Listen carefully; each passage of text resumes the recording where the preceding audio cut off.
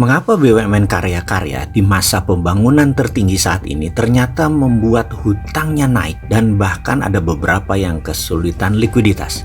Kok bisa ya?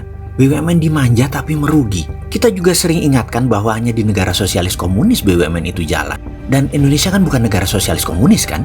Kita memang sih banyak mengiblat ke negara tersebut, para pejabatnya saat ini, dan salah beberapa derajat arahnya. Jadi ya gitu deh, nyembahnya ekonominya jadi nggak karuan. Kita juga ingatkan sekarang bahwa UKM yang tidak kunjung didukung oleh kebijakan pemerintah suatu saat akan meledak masalahnya. Fakta data bahwa UKM merupakan penyerap 90% angkatan kerja, juga 65% ekonomi perputaran uang adalah di UKM. Tapi sayang tidak ada program untuk scale up atau pembiayaan khusus atau perhatian serius sementara ini oleh negara. Sementara BUMN secara pasar ya kecil dibandingkan UKM, padahal sudah dimanja habis-habisan loh dengan jabatan kementerian. Rugi lagi. Pokoknya bingung kita dibuatnya. Kembali ke pertanyaan di awal, kok bisa rugi? Kita semua tahu per kilometer membangun jalan tol investasinya 5 juta dolar. Namun di Indonesia per kilometer bisa 8 juta dolar. Kok lebih tinggi ya? Atau BUMN yang untung gede? Atau di markup 3 juta dolar per kilometernya sehingga BUMN duitnya banyak? Tapi kayaknya nggak gitu cara ngelihatnya. Bagaimana kalau kita buka masalahnya? Begini melihatnya. Kita karena tidak ada uang untuk modal maka perlu pinjaman untuk membangun proyek-proyek infrastruktur. Ternyata dalam hukum perbankan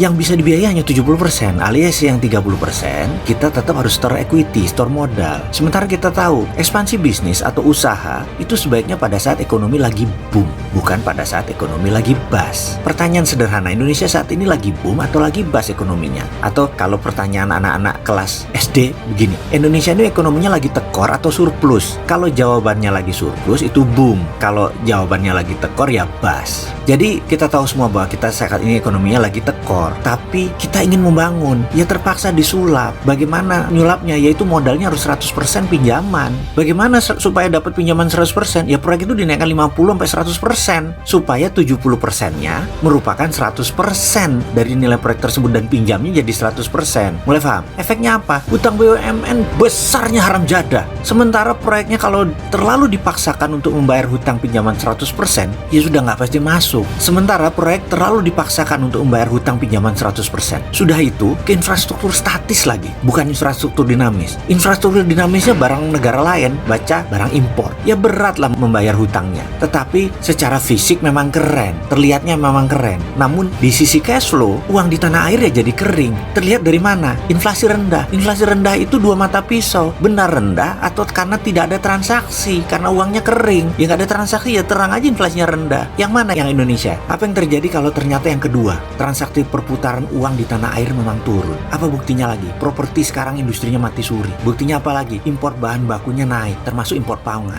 Buktinya apa lagi? Perindustrian yang biasanya tumbuh di atas pertumbuhan ekonomi nasional sekarang tumbuh di bawah pertumbuhan nasional. Ini ada yang salah. Masih mau lanjutkan atau menggunakan konsep ekonomi baru, new economic model, atau masih bertahan ala IMF dan ala obor? Wah, pok muka kapan sih?